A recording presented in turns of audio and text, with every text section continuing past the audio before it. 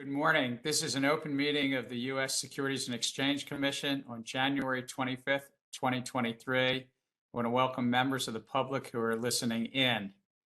Today, the Commission will consider one rulemaking item, a re-proposed rule to prohibit conflicts of interest in certain asset securitizations. I'm pleased to support the re-proposal and look forward to today's presentation. I'll now turn it over to Renee Jones, Director of the Division of Corporate Finance, to introduce this re-proposed rule. Over to you, Renee. Thank you very much, Chair Gensler and Commissioners. As part of the Dodd-Frank Wall Street Reform and Consumer Protection Act, Congress amended the Securities Act by adding new Section 27B, which prohibits transactions that would involve or result in a material conflict of interest between a covered securitization participant and an investor in a covered asset-backed security, or ABS. Section 621 of the Dodd-Frank Act was enacted in the midst of regulatory and congressional investigations into ABS-related misconduct during the lead-up to the financial crisis of 2007 to 2009. In September of 2011, the Commission initially proposed for comment a rule that was designed to implement the prohibition on material conflicts of interest in connection with certain securitizations set forth in Section 27B. Today, we are recommending that the Commission propose a new rule to implement Section 27B, as required by the Dodd-Frank Act. Our recommendation builds upon the 2011 proposal and takes into account public input received on the 2011 proposed rule, to provide greater clarity about the scope of prohibited and permitted conduct.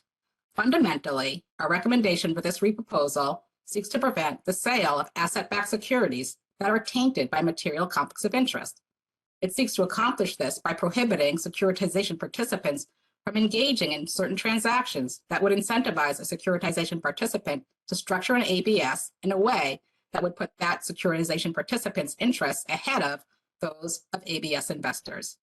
This proposed rule would provide an important safeguard against some of the misconduct that led up to the 2007 to 2009 financial crisis, and it would complement existing federal securities laws that specifically apply to securitizations, as well as the general anti-fraud and anti-manipulation provisions of the federal securities laws. In particular, the proposed rule would prohibit, for a specified period, a securitization participant from engaging in any transaction that would result in a material conflict of interest between the securitization participant and an investor in the relevant ABS. Further, the proposed rule would define key terms and implement certain exceptions for risk mitigating hedging activities, bona fide market making activities, and liquidity commitments. The proposed rule presented today reflects careful consideration of the comments that were received on this issue in response to the Commission's initial proposal in 2011. Our recommendations also reflect the staff's analysis and their consideration of subsequent developments in the ABS market. I'd like to acknowledge the hard work and the dedication of the many people throughout the Commission who contributed to this rulemaking. From the Division of Economic and Risk Analysis, I'd like to thank Jessica Wachter, Juana Chaveri, Igor Kazanov, Lucretia Zinin, and Rebecca Orban.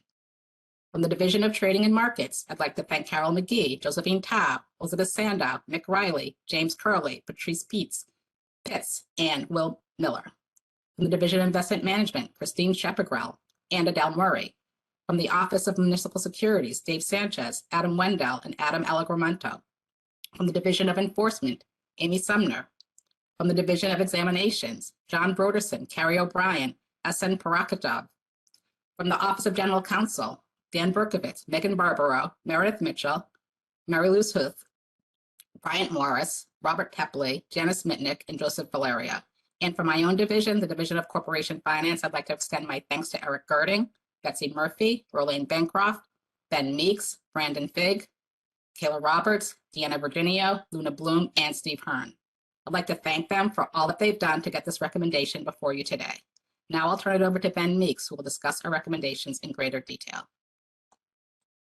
Thank you, Director Jones, Chair Gensler, and Commissioners. The Division of Corporation Finance is recommending today that the Commission propose a new rule to implement Section 27B's prohibition against material conflicts of interest in securitization transactions.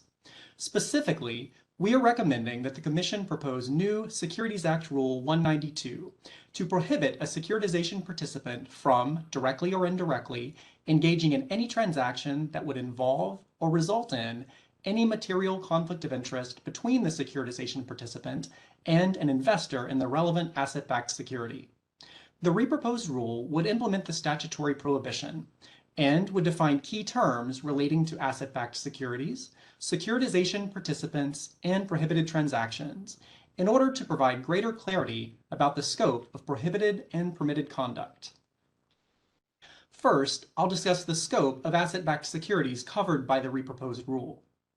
For purposes of the reproposed rule, the term asset-backed security would be defined to include any asset-backed security within the meaning set forth in Section 3 of the Securities Exchange Act of 1934, commonly referred to as Exchange Act ABS, which means that the reproposed rule would cover both registered and unregistered offerings of asset-backed securities. The proposed definition of the term asset-backed security would also include synthetic asset-backed securities, which is consistent with Section 27B. Second, I'll discuss the scope of securitization participants covered by the reproposed rule. The term securitization participant would include an underwriter, placement agent, initial purchaser, or sponsor of an asset-backed security, as well as any affiliate or subsidiary of any such entity. The reproposed rule would include definitions for each of the terms underwriter, placement agent, initial purchaser, and sponsor.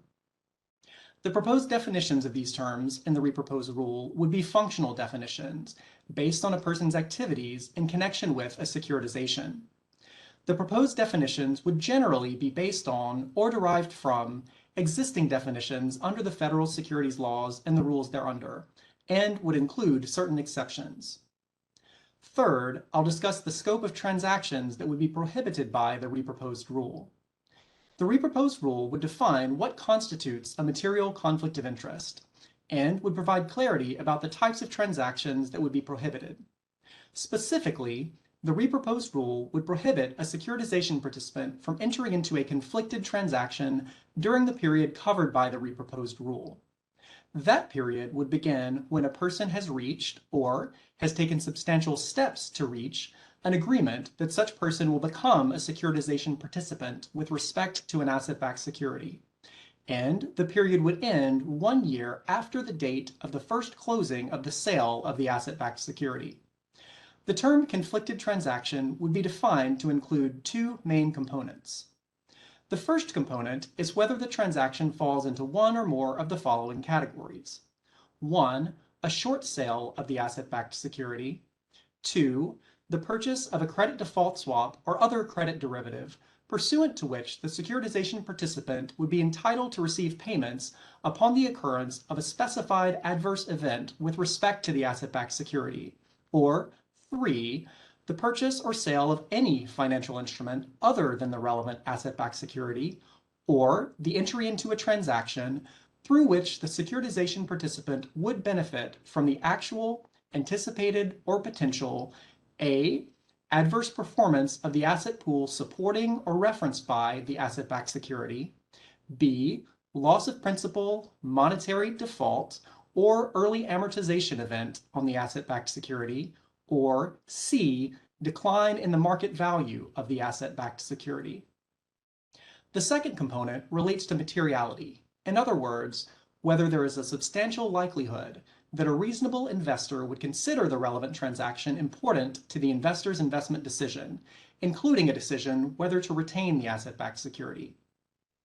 In order to address concerns about potential evasion of the reproposed rule's prohibition on material conflicts of interest, the reproposed rule would provide that if a securitization participant engages in a transaction that circumvents the prohibition in the reproposed rule, the transaction will be deemed to violate the prohibition.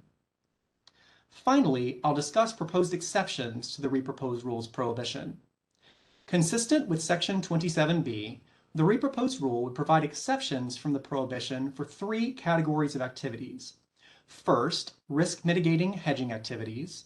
Second, bona fide market making activities. And third, commitments by the securitization participant to provide liquidity for the asset-backed security.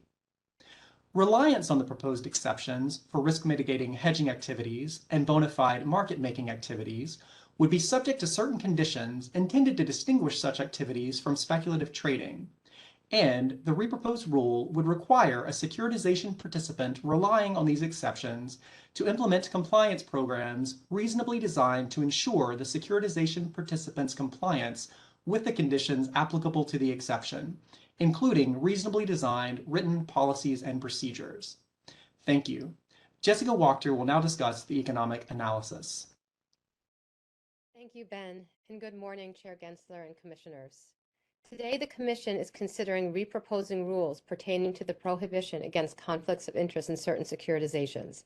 As you've heard, these rules serve to implement the requirements of Section 27B of the Securities Act. Securitization, the process of creating securities out of loans, thrived in the run-up to the financial crisis and continues to this day. Roughly speaking, when a loan is securitized, it is packaged together with many other loans. When borrowers pay off the loans, the owner of the security receives the cash flows. Thus, securitization can serve to connect borrowers with investors, potentially helping borrowers and facilitating capital formation. However, there is an information asymmetry between those who choose the loans in the package and the investors who buy the product, and those who choose the loan that have the greater information. Moreover, those who choose the loan may, in some cases, actively bet against the product they have created, as in fact occurred prior to the 2008 crisis. If market participants have the ability to bet against these products, they might create products that are faultier than otherwise. And if investors assume the worst, they may limit their participation, harming liquidity and, ultimately, end borrowers. The reproposed rule aims to mitigate adverse selection and protect investors, prohibiting certain types of transactions that involve a material conflict of interest. For example, creating a securitized product and then shorting that same product. Without the ability to bet against the product, there is less of an incentive to create a problematic product in the first place. By limiting incentives to exploit information asymmetry, the rule has the potential to reduce adverse selection costs in the ABS market and reduce costs for borrowers. Now, there may be limits to some of these benefits. For example, existing rules and market-based incentives may already be limiting these transactions. Also, market participants would face compliance costs as a result of the reproposed rule. The rule may impact how securitization market participants, clients, or counterparties establish and benefit from relationships. The rule may lead certain ABS transactions to not occur because of the scope, and that might limit liquidity. We expect these costs to be mitigated by the exceptions to the rule. In closing, I thank our colleagues from the Division of Corporation Finance and the Office of the General Counsel for their collaboration, and I thank all of you today for your attention. Thank you so much, Jessica, Renee, Ben. And with that, I'll turn to my fellow commissioners for comments, questions. Commissioner Peirce. Thank you, Mr. Chair, and thanks, Jessica, Ben, and Renee.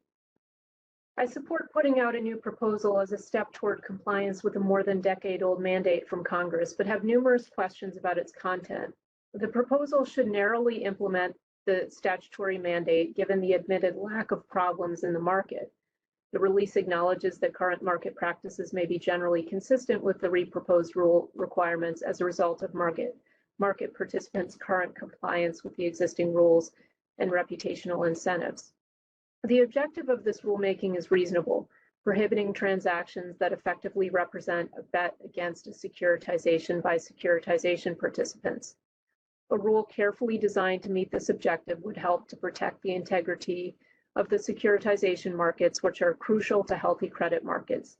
An overly broad rule, however, could harm the securitization market and thus the credit markets they support. Although the proposed rule cries out for some more care in its design, I trust that the thoughtful feedback commenters will supply in response to the many questions in the release will enable us to draft a workable final rule. I have specific questions about 8 general aspects of the rule. First, should we allow clear and robust disclosures to cure at least certain types of material conflicts of interest? Even if the statute did not explicitly contemplate this approach, It preserved the SEC's authority to tailor regulations if necessary or appropriate in the public interest and consistent with the protection of investors. As one commenter argued in response to the last proposal, the basic approach of the 33 Act has long been to require proper disclosure rather than to pursue substantive regulation. Second, is the definition of sponsor unreasonably broad and overly vague? Despite significant pushback from commenters on the 2011 proposal, the reproposal's definition encompasses collateral managers and other entities that don't fit within the traditional definition of sponsor. It also includes anyone who indirectly organizes and initiates an ABS transaction or causes the direction of the ABS's design or underlying asset composition. Will it be clear how direct the causality chain must be for the prohibition to apply? Third, is the prohibition's trigger too vague? The prohibition would attach once someone takes substantial steps to reach an agreement that such person will become a securitization participant. Is this substantial steps language sufficiently clear? Are there enough instances where someone who took substantial steps also engaged in conflicted behavior to justify including this provision? How would an affiliate or subsidiary of someone who took only substantial steps be aware that the person had done so?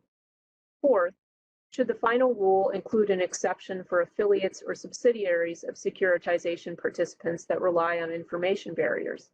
The statute applies the prohibition to subsidiaries and affiliates, but doesn't preclude the SEC from exercising its exemptive authority. Affiliates and subsidiaries will find it difficult to comply with the prohibition, particularly because they may not be aware of, and in some instances may be legally prohibited from knowing about the conduct that has triggered it. Can large financial institutions comply with the rule as proposed? Would an exception based on information barriers facilitate evasion of the rule, as the release suggests? Fifth, does the inclusion of an anti-evasion provision unnecessarily cloud the rule's perimeters? The proposed rule would prohibit transactions that circumvent the proposal's prohibition. Is an anti-evasion provision necessary given the breadth of the prohibition?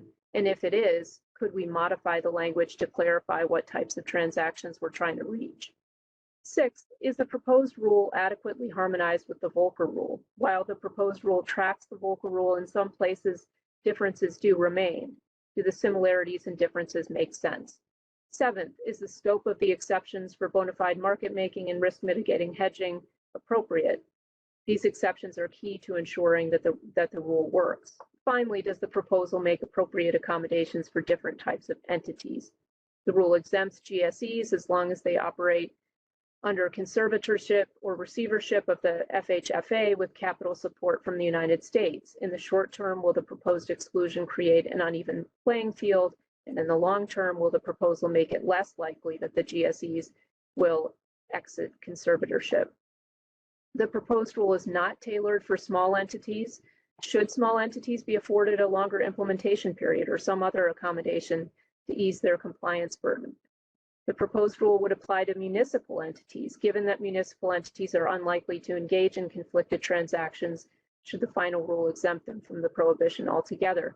Even though the rule doesn't require entities to establish compliance policies and procedures, entities covered by the rule may feel the need to put such procedures in place as a defense of a potential enforcement investigation, and that would entail unnecessary costs.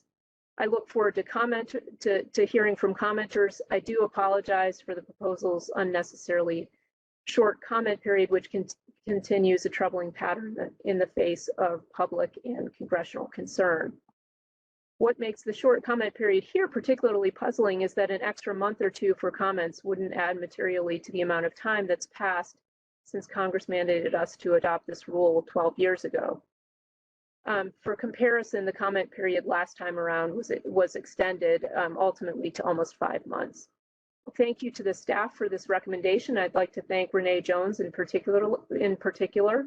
I know that Renee is not going to be at the commission much longer, but I do want to just say thank you for working on this rule and more generally for all the work that you did for the commission and for shepherding the division through a very busy time of rulemaking, as well as disclosure review and other responsibilities. I'd also like to thank Corey Clemmer on Chair Gensler's staff, incoming Director Eric Girding, Wayne Bancroft, Benjamin Meeks, and Deanna Virginio. And I'd like to thank the staff in the Division of Trading and Markets, the Office of General Counsel, the Office of Municipal Securities, and the Division of Economic and Risk Analysis. I do have several questions for you. So first of all, I am concerned about how our legal authority to prohibit non-U.S. entities that are affiliates or subsidiaries of U.S. entities from engaging in conflicted transactions. Do you have any concerns that we're exceeding our legal authority? This is probably a question for General Counsel. Thank you, Commissioner Purcell. I'll be happy to answer that question. We do have the authority to the extent that the transactions are domestic transactions that would involve or result in a material conflict of interest. And whether it would be a domestic transaction, we'd need to consider the facts and circumstances of the transaction. So does the rule make that clear that it only is intended to prohibit domestic transactions? Well, that's under the statute, the application and the reach of the statute. Okay, I'm sorry. Does the release make it clear that it only applies domestically? Well, I think that is clear from the release. That is the extent of our authority. Okay. I'm also concerned that that some institutions may be required. So if they're required already by law to wall off certain businesses, that if they try to comply with the rule, they'll end up violating that other walling off mandate. Do we have any concerns about potential conflicts between different legal obligations? Thank you for that question. I think it's a very good question. I'll just start off by pointing out that the rule does contain a number of exceptions, and the release contains extensive discussion of how firms can comply with those exceptions and with other provisions of the rule. And I'd also point out that we do have a number of questions seeking comment on whether we should provide for additional exceptions or provisions to allow those large institutions with affiliates to have greater certainty with respect to their legal compliance, but still while furthering the congressional purposes of Section 621. And furthermore, just to be more clear, we do have a number of questions about a possible information barriers exception, and we look forward to receiving public input on those questions. So the specific concern that I have is that you might have something happening in one entity within the same umbrella, and affiliates or subsidiaries have no way of finding out, for example, that someone took substantial steps toward becoming a participant. And so even if you have exceptions in place that allow for market making or bona fide hedging, I think the problem is that people just won't know whether the prohibition is triggered at all. And so how have you been thinking about that in a large organization that information might not be able to flow from one entity to another because there are legal barriers in place? Yeah, thank you for raising that point. It's a point that's discussed at length in the release as well. And we also believe that the financial institutions that you're discussing already have compliance programs that will help them to deal with the types of concerns that you're raising. But nonetheless, we do discuss some of those concerns in the release, and again, ask a number of questions seeking comment on how large institutions and their affiliates could comply with the provisions of the proposed rule. Well, including information barriers exception. I look forward to comments in response, and particularly would like to hear from people about what they think about the information barriers as outlined through, not in the rule text, but actually through a series of questions. So welcome people's input on that. The definition of sponsor that we're using is broader than the definition that's used in some other contexts, and it pulls in more entities. Do we have legal authority to go beyond the term to pull in these other entities the way we're doing here? Thanks for that question. And since it's a question of legal authority, I'll first defer to my colleague, Dan Berkovitz. Dan? Thank you, Renee. Yes, I think the terms are within, as in the rule, are within the scope of the statutory terms. So can you just explain to me how could we define sponsor any way we wanted and therefore apply this rule to anyone we wanted? How do you determine what the limits are of the terms? Because we are using a definition here that we haven't used in other contexts.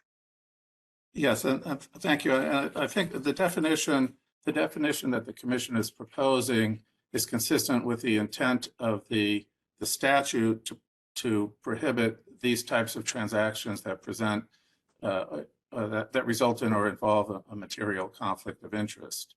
And so one has to look to the entities as the scope of the entities listed in the statute and whether the persons or entities are within the intent to whether they would be taking actions that would result in a material conflict of interest with the persons on the other side of the transaction.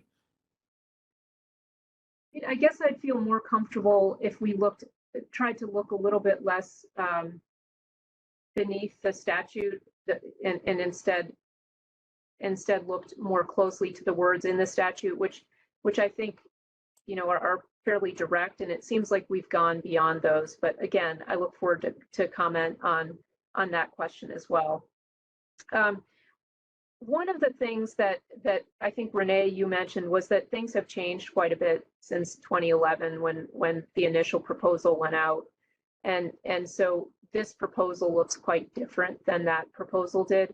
Can you highlight for me what some of the principal changes are since 2011 that have caused us to go in this different direction?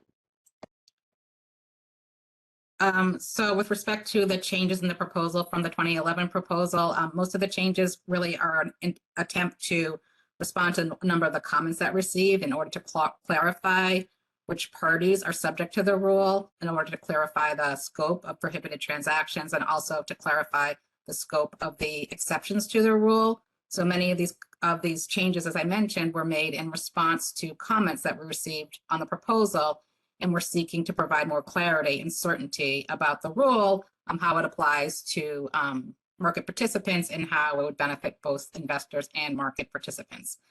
So most of the changes are just in response to comments that were received and a desire to provide more clarity and certainty to market participants and investors. Okay, so from your perspective, it's not necessarily reflective of the current state of the market as much as any responses that we got to the 2011 release. Is the state of the market very different now than it was in 2011? So, I mean, I would respond to that by just saying that, yes, it also incorporates information that we've received or what we've learned in terms of what's happened since the release was first proposed in 2011. So we're taking those market changes into account in terms of the different ways that market participants participate in the market. With respect to our concerns about material conflicts of interest in the market, although we don't have a lot of data about the extent of those conflicts of interest, we still do have the concerns that the opportunity and the incentives to engage in the types of conflicted transactions that led to the 2007-2009 disruption remain in the market, and that we do need to take these steps to address those potential conflicts of interest. So that kind of leads me to my next question, which is, it has been, now we've had a decade of experience, and based on what the release says, it sounds to me as if the concerns that we have, the conflicts that we're concerned about here, have not been recently a big problem in the markets. We think that people are already doing the kinds of things that we are going to be directing them to do in this rule. So from that perspective, it seems to me that we could have adopted a narrower rule. What's the thinking behind adopting such a broad rule, given that we don't see a lot of problems in the market right now? So the release does not say that material conflicts of interest do not exist in these markets. It just acknowledges that we don't have a lot of data about the extent of those conflicts. And just to point out that we are enacting a statutory mandate, of course, that was enacted in response to conflicts of interest and other abuses in the market that harmed investors. And of course, out of an abundance of caution, in addition to addressing that statutory mandate, we want to make sure that those conflicts and those opportunities for these conflicts of interest aren't exploited again in a manner that would harm investors. So it's very important for us to take these steps to adopt the rule that's was mandated by Congress in order to make sure that we provide as full and extensive investor protection as we can. Sure, and I agree with you that we should adopt the mandate that Congress gave us, that we should follow that mandate, which is why I'm supporting the proposal today, although I do think we could have achieved the objective with a narrower rule. I did want to ask about one final element of the rule, and that is the anti-evasion provision, which when I look at it, I understand that it is modeled on other anti-evasion provisions, but I do find it quite difficult to understand what it's intended to get at in this context. So maybe you can give me a couple examples of the type of behavior that you think we might reach with this anti-evasion provision. Right, so I think the purpose of that anti-circumvention provision is basically to prevent securitization participants from developing or devising new or novel transaction structures that are structurally or economically equivalent to the prohibited types of transactions, such as short sales or credit default swaps, but they're given another name or they're created in a different legal form that would be done to avoid the re-proposed prohibition. So it's basically to avoid the situation where market participants are developing new transaction structures or giving them new names in a way that would avoid the prohibitions in the proposed rules. And of course, will also prevent participants from engaging in a series of transactions that seem to be unrelated, possibly working through multiple entities in order to circumvent the prohibition. So those are just two examples that come to mind, but of course we can't predict everything that might happen in the future. And so that's why that anti-circumvention provision is included in the proposed rule. Well, again, I think given the rest of the language in the rule, it's not necessary to have this kind of provision, and I do have concerns about potentially chilling legitimate behavior because of the ambiguity of this piece of the rulemaking. Again, it's something where commenters can weigh in and we can think about their comments as we tailor the final rule. So thank you very much. I don't have any additional questions. Thank you. Thank you, Commissioner Peirce, and particularly with Renee. I'm going to say a few words about Renee and both Dan after we go through all this, but I'm glad that you could give Renee a little bit of questions in our last meeting. Commissioner Crenshaw. Good morning. Good morning. The Commission today is proposing to implement Section 621 of the Dodd-Frank Wall Street Reform Act. Even though it's been said frequently, I'd like to commend the work of so many tireless advocates, public servants, and elected officials in shepherding through a statute to protect American investors and their families, and to reduce the likelihood of a recurrence of events that led up to the global financial crisis. And I also want to applaud the Commission staff for ensuring that Dodd-Frank and all of our relevant statutes are faithfully and meaningfully implemented. Today's proposal is designed to address certain conflicts of interest that may arise when assets, such as loan obligations in the form of mortgages or student debt, are pooled together and then effectively converted into a new financial instrument that is sold to investors as an asset-backed security. More specifically, Section 621 prohibits the sponsors and other entities involved in the creation and sale of asset-backed securities from engaging in transactions that materially conflict with investors' interests. In 2011, when the Commission first proposed this rule, a commenter explained that asset-backed securities offerings present a different set of considerations than when a public corporation issues equity or debt. With a publicly traded company, there are current and periodic reporting requirements, and the value of the transaction is measured in the context of the ongoing business. And while pieces of those elements may be present in a securitization, the key actors driving the structure of the transaction are financial intermediaries who make money off the securitization process itself. And as we were all witness to in 2008, these bank intermediaries might be incentivized to, essentially, bet against the performance of an asset-backed security that they created or sold. Working in conjunction with other rules we have adopted to date, today's proposal is an important limit on that kind of blatant conflict of interest. But, as is the case with all of our rulemakings, how we define the scope translates into how meaningful and effective the rule will be in practice.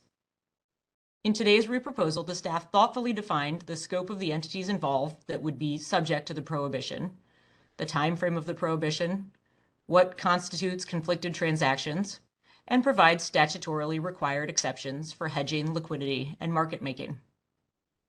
I look forward to reviewing the comment file on all of these definitions. That being said, I am particularly interested in feedback on the request for comment on the use of information barriers for entities involved in the securitization process, and whether information barriers can be effectively designed and implemented to eliminate potential conflicts of interest. Will these information barriers even faithfully implement the statute? I'm also curious whether the definition of market maker in the proposal is the right one to capture bona fide market making activity. Are the criteria used too broad? Should we consider a narrower definition? I look forward to working with the public and the staff on adopting this important rule. And as always, I have an open door and encourage investors, market participants, and all interested parties to come and speak with me about their comment letters and their views on the proposal. I also want to thank all of the staff who've worked on this, including Ben Meeks and Rolane Bancroft, for their particular engagement with my team, along with all of the others who've already been mentioned in the Division of Corporation Finance, the Office of the General Counsel, the Division of Economic and Risk Analysis, and my fellow commissioners and their staff. I do also want to thank Renee Jones for her tireless work on this, as well as all the other rules and all the other important work done in the Division of Corporation Finance, much of which goes unseen. Her work has been instrumental for the Commission in what my colleague Commissioner Peirce noted is a very busy time. Her dedication and passion are appreciated, and she will be missed. Likewise, Dan Berkovitz. I want to thank Dan for his role in the General Counsel's office that he has headed with consistency and dedication, which is noted by his years and years of government service. So his passion, his dedication to the government, his sound, sage, and always calm advice will be missed. And I want to thank Dan and Renee for both of their service. Thank you, Commissioner Crenshaw. Commissioner Ueda. Thank you, Chair Gensler, and thank you, Renee, Ben, and Jessica for your presentations. Before I discuss today's proposal, I also want to join with my colleagues in recognizing Renee Jones for her leadership since June 2021 of the Division of Corporation Finance, and wish her the best in her return to academia. I also want to congratulate Eric Girding as he prepares to step into his new role as Renee's successor. And also want to recognize Dan Berkowitz for your services to this agency, the SEC, but also really for a lifetime of public service on the Hill, at the CFTC, both as general counsel and as a commissioner. And I wish you well in your next endeavors. When it comes to protecting investors from conflicts of interest, the federal securities laws and the Commission's rules have often used disclosure as an appropriate response, requiring market participants to disclose transactions involving a related party or creating conflicts of interest. But in the case of securitizations and in the aftermath of the financial crisis, Congress instructed the Commission in Section 621 of the Dodd-Frank Wall Street Reform and Consumer Protection Act to do more than require disclosure about conflicts of interest. The statute directs the Commission to implement a rule that prohibits certain transactions of asset-backed securities if they involve or result in a material conflict of interest. Because of the stark nature of an outright prohibition, in contrast to a disclosure rule where the underlying transaction can still occur, a rule prohibiting transactions must be especially balanced in protecting investors from harmful conflicts with ensuring that market participants can engage in transactions that do not cause such harm. I have concerns whether today's rule proposal correctly strikes this balance. Thus, the comments from market participants will be especially important in consideration of any final rule. I am pleased that the staff's recommendation acknowledges and attempts to address some of the concerns that commenters had identified and raised in connection with the 2011 proposed rule. Among the proposal's requests for comments, I particularly look forward to feedback on the following issues. 1, should a person that has taken substantial steps to become a securitization participant be subject to the rule? If yes, do participants understand the specific activities that constitute substantial steps? For example, is it clear whether the mere receipt of a draft preliminary term sheet to join an underwriting syndicate is sufficient to fall within or outside of the rule? 2, should the rule exempt an entity from being an affiliate or a subsidiary of a securitization participant if the securitization participant uses informational barriers to manage conflicts of interest? If yes, what should be the conditions to the use of informational barriers? 3, will securitization participants practically be able to satisfy the proposed conditions to rely on the rule's exceptions for risk mitigating, hedging activities, liquidity commitments, and bona fide market making activity? The answer to these and other questions can have a profound impact on the effects of a final rule. If done correctly, the rule should lower adverse selection costs and expected volatility in the securitization markets, which may ultimately lower credit costs in loan markets for households, as the proposing release notes. However, if the rule is overly broad and strays beyond Section 621's mandate, the opposite can also be true. Adverse selection costs and expected volatility could increase and result in higher credit costs for those families and individuals trying to obtain a mortgage for a home or trying to finance an electric vehicle purchase. Because the proposing release sets forth a number of requests for comments on key aspects of the rule, I intend to support today's recommendation to obtain public comment on it. I want to thank the staff of the Division of Corporation Finance, the Division of Economic and Risk Analysis, the Office of the General Counsel, as well as all of the other individuals and offices that have contributed to this proposal for their work. And if I can just also add something about the Office of Structured Finance, Rolane and her team and her predecessor, Kathy Hsu, since the financial crisis, your office has done an incredible amount of work. It's not one that comes before the commission very often. I think the last real major rulemaking we had out of your office was Rule AB2. But I just want to acknowledge all the things that I've seen, the work you've done over the years and the expertise that you've developed in understanding what I view as a very important part of finance, the structured finance and securitization area, that I really think helps lower the cost of credit and enhance economic activity in our country. So thank you for all the efforts that I know you do day in and day out. I have no questions. Thank you, Commissioner. Commissioner Lizarga. Thank you, Chair Gensler.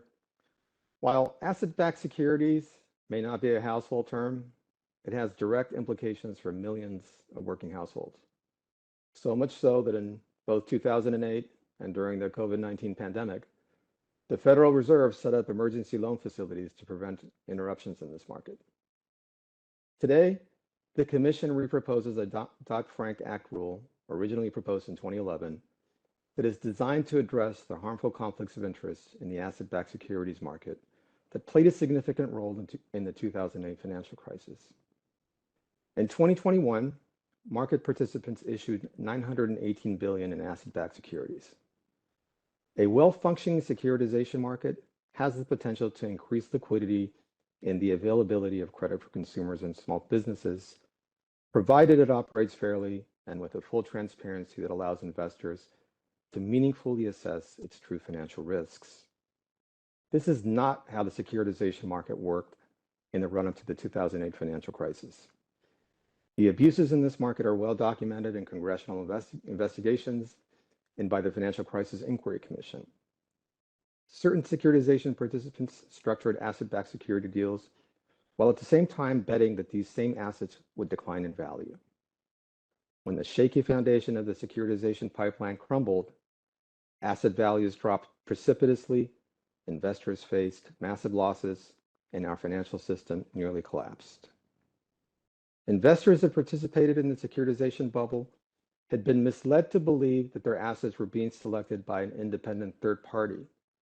But in reality, this was not the case. And to add insult to injury, issuers were paying credit rating agencies hefty sums to fabricate seals of approval that misled investors into thinking that they were purchasing creditworthy and investment-grade assets. This is the textbook definition of a conflict of interest and the antithesis of market integrity. To minimize the chances of this catastrophic experience from occurring again, Congress included Section 621 in the Dodd-Frank Act.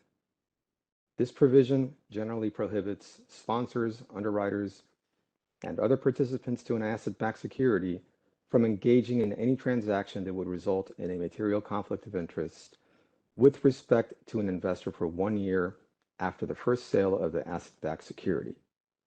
It reflects the judgment of Congress that these types of conflicts can be so harmful to investors that disclosure or consent is insufficient. Importantly, the reproposed rule would apply to both registered and unregistered securities, as well as to so-called synthetic securities, often tied to subprime loans in the lead up to the financial crisis. In addition, should Fannie Mae or Freddie Mac no longer operate under conservatorship, they would also be subject to the rule to the extent that they meet the definition of a sponsor.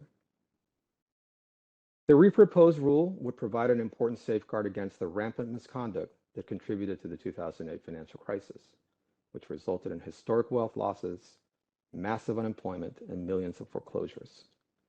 It recognizes the information asymmetries that exist between investors and the parties who design, structure, and create these often complex and sometimes overly risky asset-backed securities. And it does so by aligning incentives between investors and securitization participants. And in doing so, it would protect investors and strengthen market integrity. I look forward to receiving and reviewing comments on the proposal, particularly with respect to the scope of participants covered and the scope of the statutory exceptions for risk mitigating hedging activities, liquidity commitments, and bona fide market making. Feedback on whether the proposal is sufficiently robust to prevent the disguising of speculative trades as hedging or market making would also be helpful. Lastly, feedback on whether the policies and procedures requirements are specific enough to enable compliance, monitoring, and enforcement would be helpful in assessing the rule's effectiveness and protecting investors. In closing, I am pleased to support this proposal. As always, my gratitude to all of the Commission staff for their hard work in crafting this important rule and for their commitment to public service and to the fulfillment of the SEC's mission on behalf of the investing public. I'd also like to take a moment to thank Renee Jones for her service to the Commission and for all of her contributions in a very busy period of rulemaking. A lot of the rules went through the Corporation Division of Finance, and her expertise and her patience with all of us, I appreciate very much, and thank you for your service, Renee. Dan Berkovitz, also thank you for all of your helpful advice throughout my brief time here so far, and it's always nice to see others in a similar situation as mine in terms of their commitment to public service, as Dan's has spanned over 30 years of service to our country. So thank you very much for that, and best wishes to you both in your next phase of your careers. Thank you so much, Commissioner and Commissioners. Today, of course, we're considering this reproposal, and it's related to a range of market participants that sell asset-backed securities. You've heard my fellow commissioners talk about it, but see, we, the public, are all issuers some way indirectly in the asset-backed securitization market. We take out a mortgage on our home, we take out an auto loan, sometimes our credit cards, student loans get pulled up, packaged up, sold in this asset-backed securitization marketplace. But what Congress was talking about was what happens when those sponsors of these securities may be taking on positions in conflict or adverse to the securitizations they're actually making. So I'm pleased to support this reproposal. It does fulfill a congressional mandate to address such conflicts in the securitization market. And as my fellow commissioner said, Congress really did study this through reports and so forth after the 2008 crisis. In fact, one of those studies was led by then Chair Senator Carl Levin, who led the investigation into conflicts of interest and other abuses in the securitization markets. And the resulting report, the so-called Levin report, found that a conflict of interest arose when investment banks and other market participants sold these securitized assets to investors while simultaneously taking large positions against those assets. In essence, selling a product, but then taking positions, betting against their clients. And the Levin report said that in doing so, these market participants from time to time may have put their own interest ahead of investors' interest and profited at investors' expenses. So Congress does what it does. It debates, it deliberates, and then it included a section called Section 621 in the Dodd-Frank Act nearly 13 years ago. The amendment was proposed not only by Senator Levin, but Senator Jeff Merkley. They had some other amendments as well, but this was one of their three key ones. And today, a dozen years after the commission first proposed rules on the matter, the SEC's work to implement Section 621, frankly, remains unfinished. So this reproposal seeks to address this unfinished step in Congress's vision for financial reform. As directed by Congress, the reproposed rule would prohibit so-called securitization participants, basically those who sell or facilitate the sale of an asset-backed security, from engaging in transactions that would involve or result in a material conflict of interest with investors in the ABS they just did. And the prohibition would last for just 1 year after the ABS is first sold. So 1 year prohibition. Further, as required by the Congress, the reproposed rule provides exceptions, a sort of a balancing of exceptions for risk mitigating hedging, for bona fide market making, and certain liquidity commitments. Now, anytime finding that balance is an important feature of what Congress did. And as my fellow commissioner said, we look forward to public comment on these definitions of risk mitigating hedging, bona fide market making, and certain liquidity commitments. But through these congressionally mandated exceptions, the rule would allow these market activities while targeting the conflicts, the inherent conflicts that Carl Levin and others had identified. Today's reproposed rule does respond to the 2011 proposal, as well as developments since then, and Commissioner Peirce and Renee spoke about that. For example, today's reproposal clarifies the scope of prohibited conduct, the exceptions, and the participants subject to the proposal, but we certainly would benefit greatly from further public comment on that. The reproposal also is designed to help address conflicts arising with market participants taking positions against investors' interests, and that would benefit investors in our market.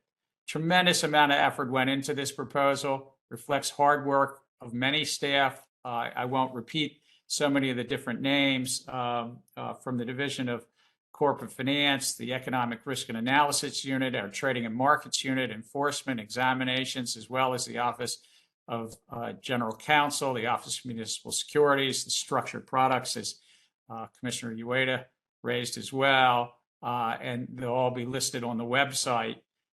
Before we vote, I too want to say a few words about Renee and Dan Berkovitz. Just both remarkable public servants. Renee, with whom I only started working in these last couple of years and got to know, who was willing to leave academia and join us for these, I'm going to call it 2 years, Renee, but maybe it's 20 or so months. She's led the division, as people have said, during an active time. I'm going to talk about the activity away from rulemaking, but remarkable active time of capital formation, of initial public offerings, of course, of the special purpose acquisition company or SPAC boom, really sorting through how to help engage and help the core of that division, which is disclosure review. It was a division that actually had been shrunk considerably in the 5 years before she got there.